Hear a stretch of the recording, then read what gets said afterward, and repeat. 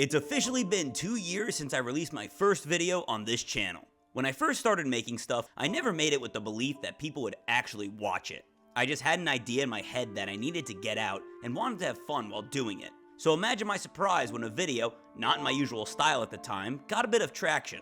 In that video, I ranked every level in the beginner lobby from a Celeste mod called Strawberry Jam.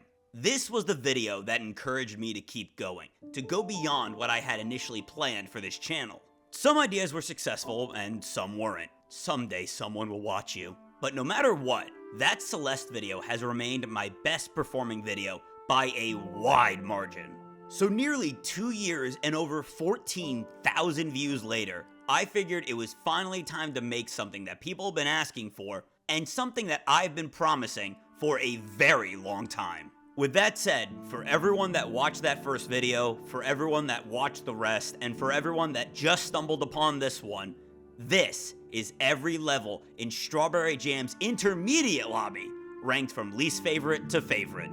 A few things before we start.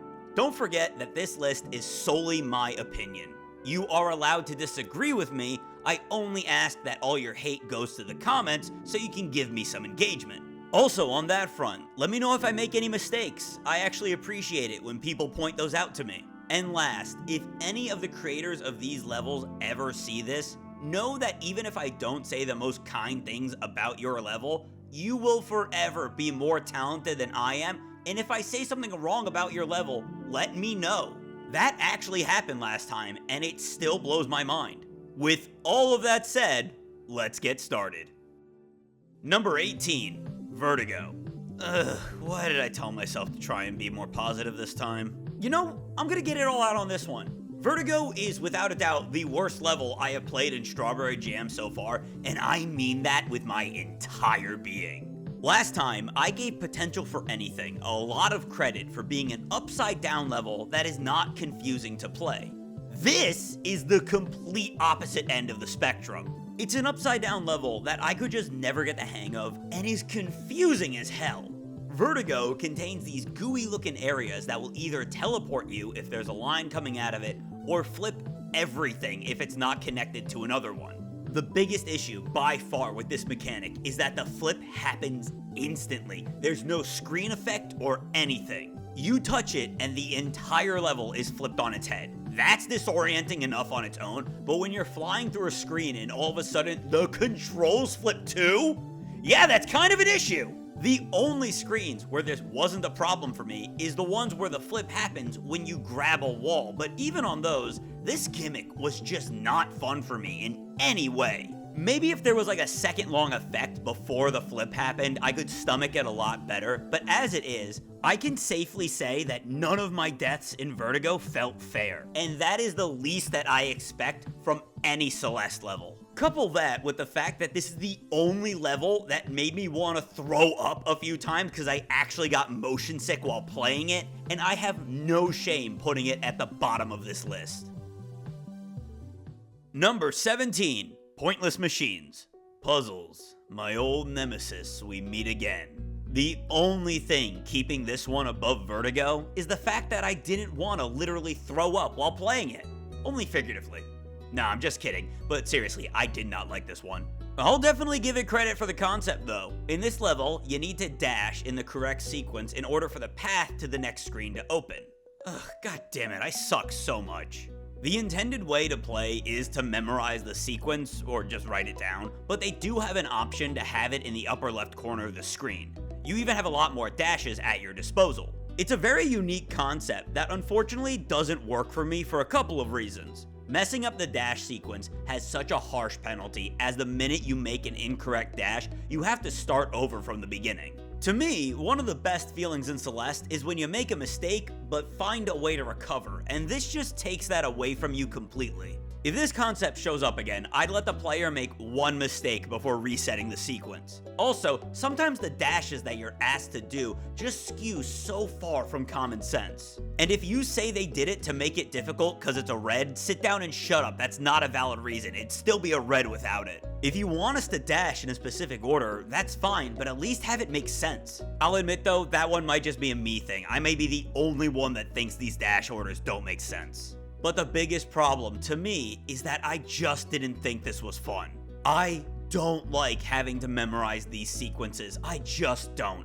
And no, the display dash sequence option does not fix that because each screen is a bottomless pit. You don't have time to do a dash, stop, look at the sequence, and plan your next move. The minute your eyes go to the upper left of the screen, you die. The only section I liked from this level was the screen where the sequence is just one dash, and if you do it too early, the exit is blocked. I really enjoyed having the freedom to navigate all these obstacles with that little restriction, and I kind of wish the entire level was like it. Oh well. Too bad it isn't though, because what's left is one of the most tedious levels in the whole lobby. Number 16, Supernautica. Wait, what level? Oh, this one! Not a great sign, I completely forgot about this level's existence, but let's keep going. Supernautica is a weird one because I don't really have a lot to say about it. It focuses on jelly regrabs and super dashes, and they're used fine. The environment is pretty, and it's a decent challenge. Oh god, I'm already out of things to say. Look, it's not a bad level. It's fine, but it has nothing that really makes it stand out or leaves an impression. The only bit that I can really remember is the last screen because I was just really annoyed I couldn't just get the heart. But beyond that though, wait, what level was I talking about? Number 15, Deep Blue. Should have called this one Claustrophobia, that would have fit better. From what I've seen online, a lot of people really seem to like this level. Well, hate to be that guy, but yeah, I was not a fan. I'll give it credit where it's due though. For the most part, what the level is asking you to do is fun, especially at the end. And despite every screen being really big, you have plenty of checkpoints, so death is not a gigantic pain. Plus, dream blocks are back, and I always enjoy those. Unfortunately, that's all the cushioning I have for this giant-ass butt coming up, because while yes, what you need to do is fun on paper, the environment you do it in ruins it for me. Was I supposed to need that? Like I said up top, this level is so cramped, and while you will see levels higher on this list that also have a claustrophobic design, this is the only one where that actively hurts the overall experience. Every single surface is absolutely covered in spikes, and before you say anything, I get how stupid that sounds. I know there needs to be obstacles, but this is just ridiculous. And once again, don't you dare tell me that it needs to be like this because it's a red. None of the other ones are like this and still have a great challenge. Seriously, you're gonna tell me that if you got rid of like 10% of these spikes, it would affect the difficulty that much? I swear to God, there's one screen where the strawberry path is more intuitive and fun to play through than the regular path because there are less spikes on it. You just have no margin for error when you play this level because every surface kills you. And I said I didn't want to see this shit again. Look, I get I must sound like a whiny bitch right now, but this level was not enjoyable for me. Except for the last screen. I genuinely found that one a lot of fun. Again, I know a lot of people like this level, but wow, was it just not for me. Number 14, The Tower. The Tower. Oh, The Tower. This level isn't bad, it's just... Let me try to explain. The Tower is a vertical level where the new mechanic is that going through one side of the screen takes you to the other, sort of like Pac-Man in a way. Let's get the good out of the way first. The design is very neat. I think the turquoise background really helps the red hazard stand out, and I also do like the border swapping mechanic, but that's honestly the only other true positive I got. In each screen, you have to climb up the tower and do it fast because the main obstacle you'll run into is the ice blocks from the core. Take too long and they break and you die. Each screen is long and there are no checkpoints. It's a real test of your stamina management and I definitely had fun playing it, so why is it number 14? Well, it's kind of hard to articulate, but basically the whole level feels like it's stuck in second gear and is desperate to be in third. I mean, come on. There are only 7 screens and the mechanic is really only utilized on 4, with one of those just being the introduction. I get not overstaying your welcome, but come on, only 3 screens to use the gimmick? Don't get me wrong, there's something fun here, there really is. I saw it, I felt it, but this tower definitely needed a few more stories. Number 13, Low G Botany. You ever wanted to play Celeste with underwater physics? Then boy do I have the perfect level for you. Okay, that's not exactly what it is, but it's close enough. As the title says, the main gimmick with this level is the low gravity. Whenever you're outside or after you break these generators, you'll jump higher and you'll fall slower. Now personally, I love me a good low gravity level in a platformer, but to me, it just feels like there's something missing. When I play a low gravity level, I want to go nuts with it. I want to be flying all over the place, and half of this level does let you do that. The screens that are just regular Celeste platforming goodness are so much fun. With the low gravity, you just get so much distance on some of these jumps, and it makes you feel like what you just beat was a lot more energetic than it actually was. The other half, though, is very cramped and makes the gimmick feel more like a hindrance than a fun new tool. It also doesn't help that in those sections, it really does feel like a water level in the worst ways. Basically, whenever the generators show up, the fun I'm having takes a nosedive. Also, I don't understand why it's called Low G Botany. It's got nothing to do with plants. I kept expecting some plant-based gimmick to show up, and it never did. The roses from Rose Garden were right there for them to use, just saying. Overall, I would not call this a bad level, but it really could have been so much more. Number 12, Sleeping Under Stars. See, this is more along the lines of what I wanted from a low gravity level. At least, I think it's low gravity. It's weird, I couldn't really tell as I was playing, and looking back, yeah, I still have no clue, so I'm just gonna say it's a low G level. To me, this was the hardest of the greens in this lobby, because I think it's the only one with any intermediate tech that you perform without assistance, but also weirdly the most forgettable. The whole level revolves around jellyfish and performing jelly regrabs, except for one screen for some reason. Much like Supernautica, there isn't really anything that makes this level stand out, but unlike it, I still remember having fun with this one.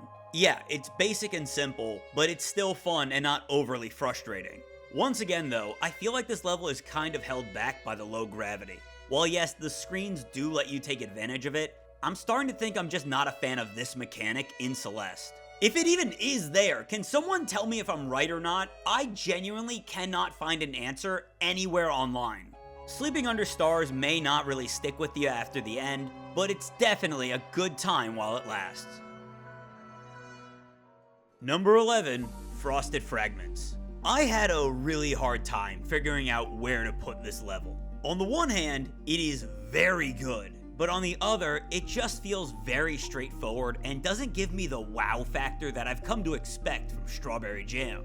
I decided to place it here though because the level is just designed so well considering its main gimmick, which are these blocks that you need to smack into place by dashing into them. Between this one and Switch Tube Vista, I think I just like dashing into things in Celeste. It is such a good feeling. The main reason the level works so well is that it's designed so once you move the block where it's supposed to be, you can't move it anymore. Because of that design choice, moving around these blocks isn't a puzzle for you to solve. It's just something to add on to the already existing platforming that we know and love. Without that one decision, this would be so much lower. As it is though, I think this is the perfect spot, nearly smack in the middle.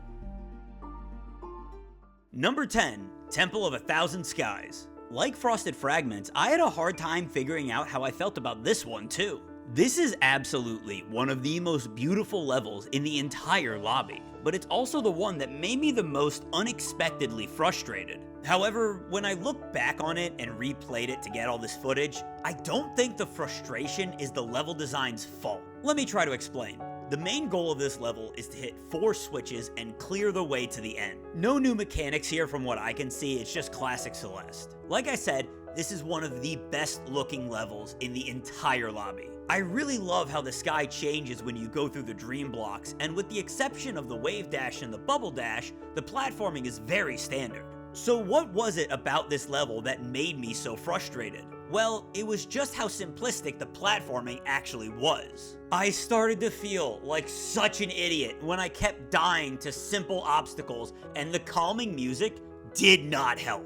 Essentially, it's a red level with a green vibe, so my brain was telling me I shouldn't be struggling as much as I was. It lulls you into a false sense of security and then just proceeds to beat your ass relentlessly, but in a good way. Looking back on it now, Temple of a Thousand Skies is a lot better than I remember. The platforming is made so much more satisfying when you get to hit that switch at the end of it. That sound gives my brain a shot of the happy juice. The screens are a little long, but I think they place the checkpoints perfectly so you don't really feel it unless you're looking for it like I was. Also, it is a red and the long screens do add to the challenge. The inclusion of the dream blocks was also a nice touch too, and plus, their inclusion was done so much better here than in Deep Blue. By the end of this level, you'll really get the feeling that the people that made it were holding back, but in a good way. Like if they wanted, they could have loaded the screen up with a bunch of obstacles and given you no room for error. There could have been so much more frustrating and unfair aspects to this level, but thankfully, there's not.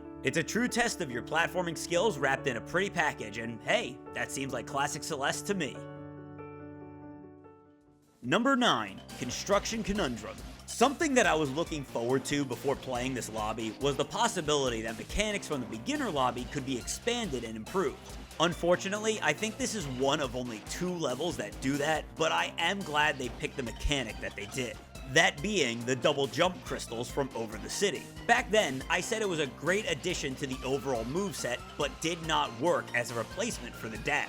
Well, somebody must have realized that, because in Construction Conundrum, they're an addition, not a replacement. They also don't go away when you touch the ground, and they even added a green double jump crystal that gets refilled like the dash would too. In fact, they changed how all the crystals behave, and I really love it. It's a little confusing to explain out loud, but I will try my best. You start with the normal single dash, but when you touch the double jump crystal, you lose the dash but gain that second jump. Or if you touch a double dash crystal, when you land, you'll keep that second dash until you touch a different crystal. Long story short, you keep the abilities of the crystal you get until you touch a different one. In fact, there's even one section where you have to avoid the regular dash crystals because you need 2 dashes in order to beat the screen.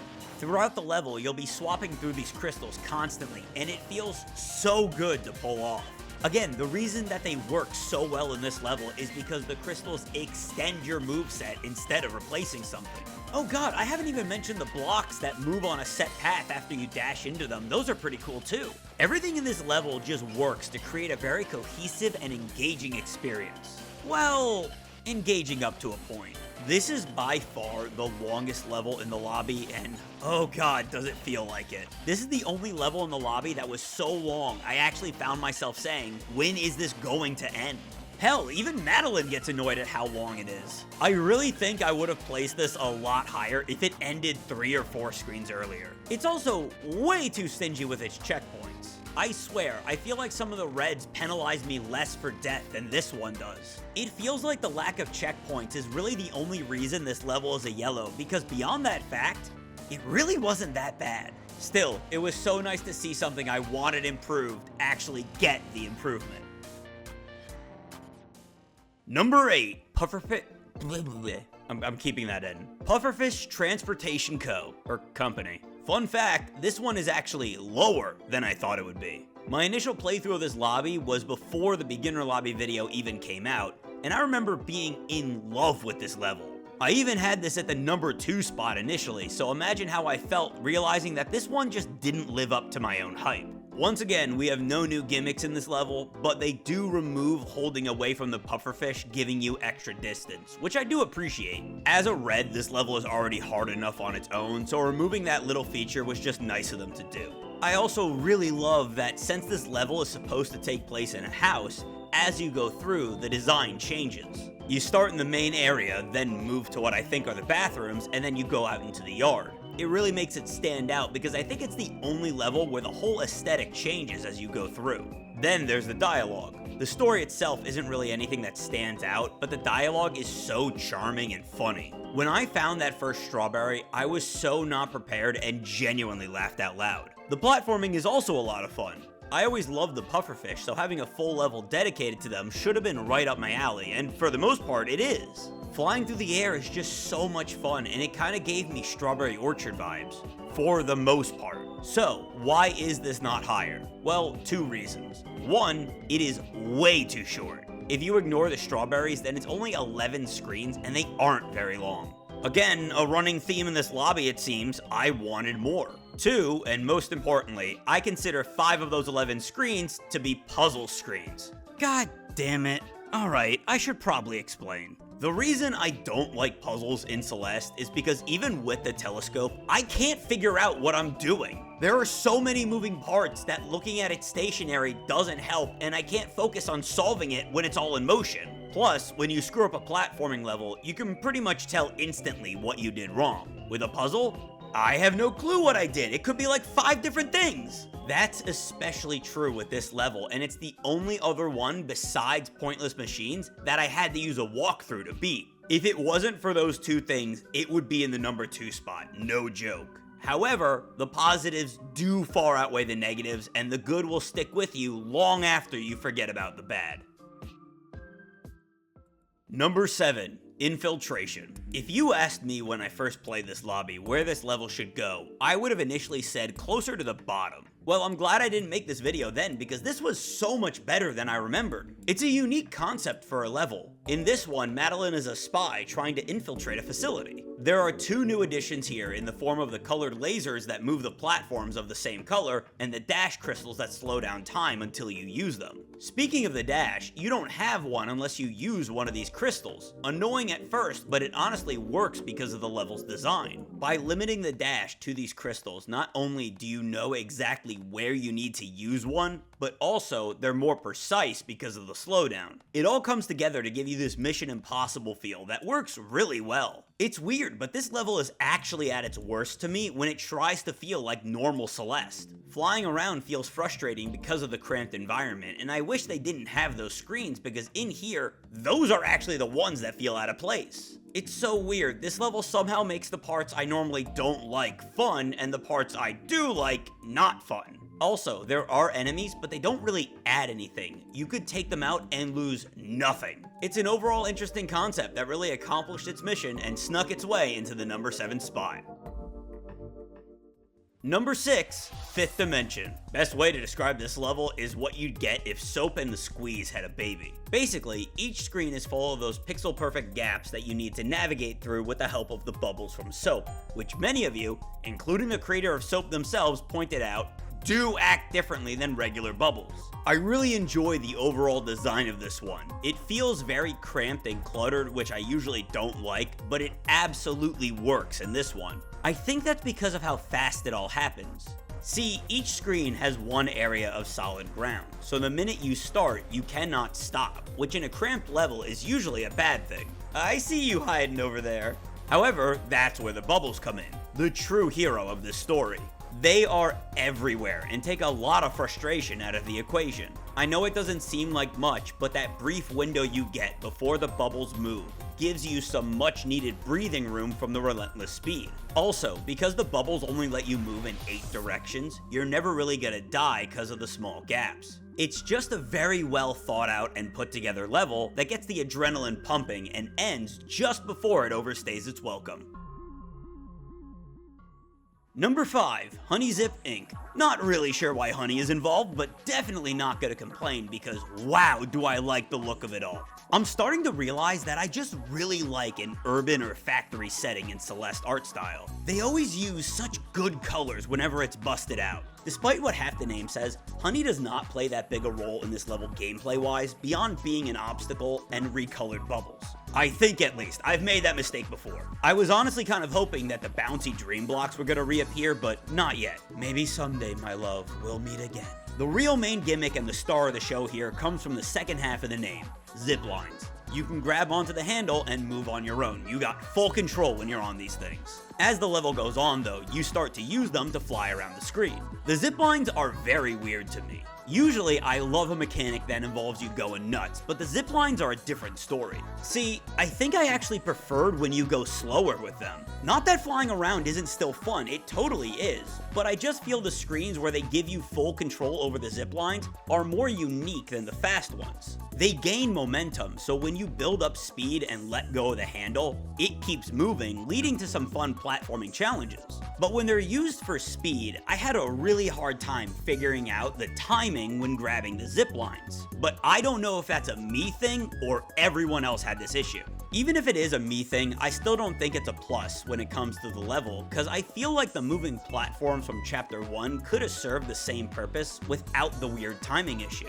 Still though, I was able to adjust, and you can tell from its placement that yeah, I had a great time with this one regardless. Again, the aesthetic is perfect, and each screen has the right amount of challenge to give you that classic Celeste frustration satisfaction combo. Also, the music slaps so hard. My favorite thing about Honeysip Inc. though is the overall layout. See, at first, it's a normal linear level until you get to this room, which kind of acts like a hub. From here, you need to collect keys to clear the path to the final section of the level. Temple of a Thousand Skies had a similar thing, but what makes this one stand out is that there are 4 keys, but you only need 3 to clear the way.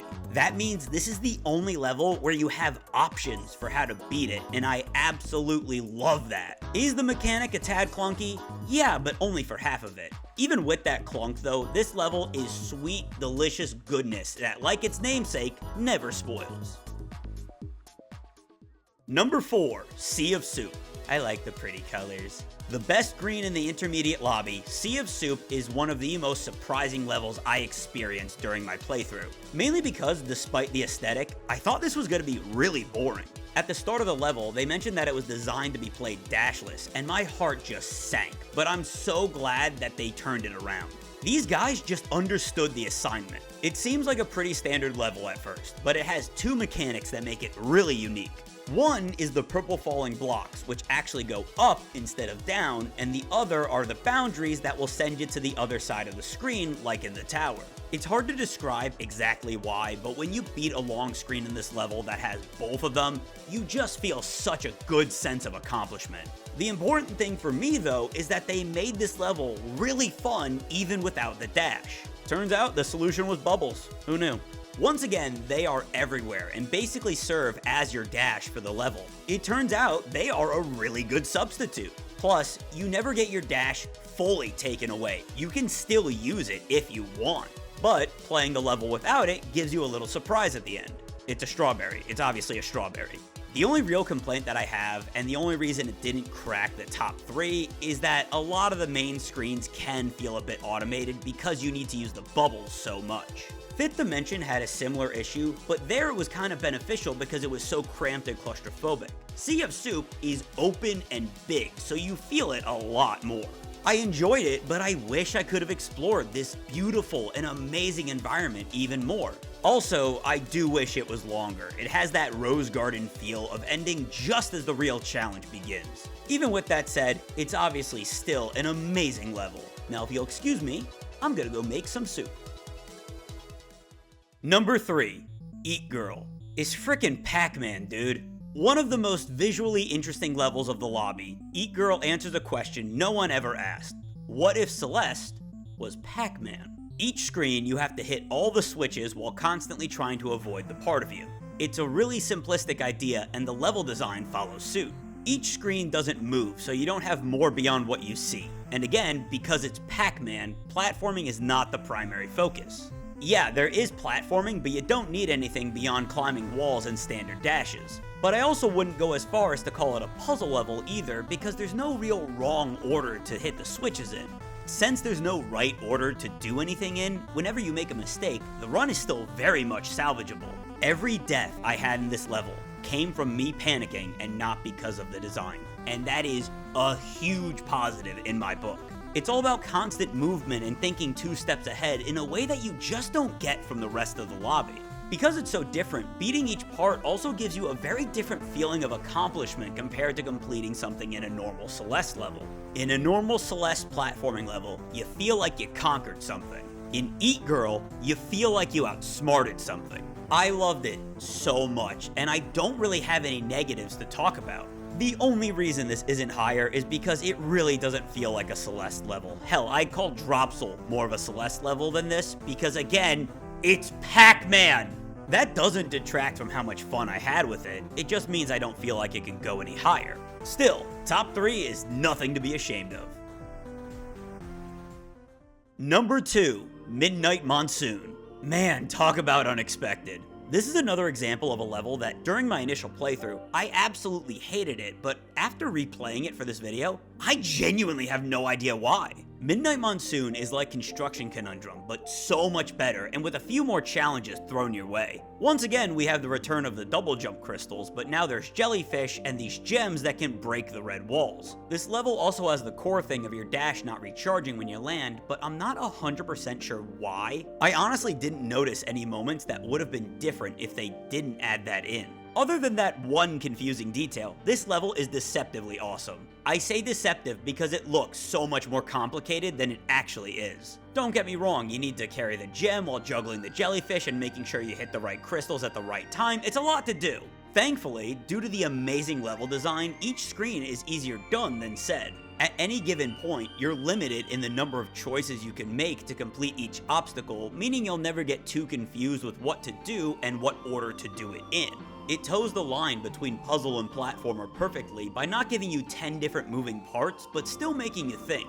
Even the environment is awesome, with the storm in the background that gets more intense as you get further in the level. I love that, because it's a really good way of letting you know when you're getting close to the end without doing something like, yeah, this. Like I said, it really is just Construction Conundrum Plus, expanding even further on the double jump crystals and not going on for an eternity. I wish I had more to say because it really is that good, but there's only so many times I can say level design good. Be sure to save this one for last to end the intermediate lobby on a high note. Well, second to last. Number 1, Square the Circle. I like the pretty colors. Okay, maybe I should explain more. I really wasn't expecting a red to top this list, but I just couldn't help but fall in love with Square the Circle. I genuinely have zero complaints about it.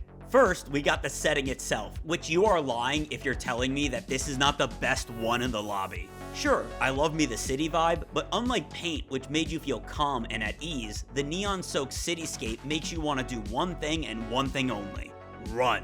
Yeah, I like the pretty colors, but they actually serve a point as the parts of the level you can interact with are more dull than the rest. This means that you're never going to get confused about what aspects of the level you can touch because they look entirely different. Plus, again, what else in Celeste even looks like this? Yeah, Eat Girl is unique, but that's because it's Pac-Man. This is still unique while somehow feeling distinctly Celeste. What are you smiling at?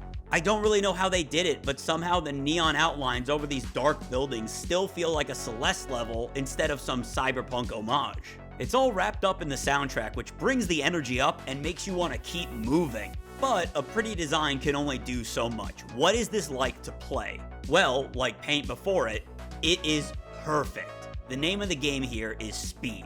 Everything in this level happens so fast, and in this environment, that's exactly what you want, to feel like you're in the middle of a mad dash through the city. Speaking of speed, once again, Square the Circle makes use of the intermediate lobby's favorite tool, bubbles. However, it steers clear of feeling too automated like in Sea of Soup by giving you just as much time outside of the bubbles as you spend in them. The best part about the bubbles, though, is each of them contains an arrow telling you exactly which direction they need to be used. And yes, if a bubble needs to be used twice, the arrow changes too. I love that it somehow is able to give you blatant directions about what to do without ruining the challenge. Which, by the way, is perfect too. As a red, this level is hard, but because of the amount of direction you get, it never feels too much like some of the other reds in this lobby. Basically, you use the bubbles to set the Kevins up so they can move you around the screens as needed. The combo just feels so good, and the whole layout slowly prepares you for what comes later. It all comes together in this perfect symphony of speed and fun. And when you finish that last obstacle and you see yourself flying in front of the neon-lit sunset, you feel like a Celeste god that can take on anything. And in the end, isn't that what Celeste is supposed to make you feel? Like you can conquer any obstacle? That feeling, along with everything else, is what makes this the peak of the intermediate lobby.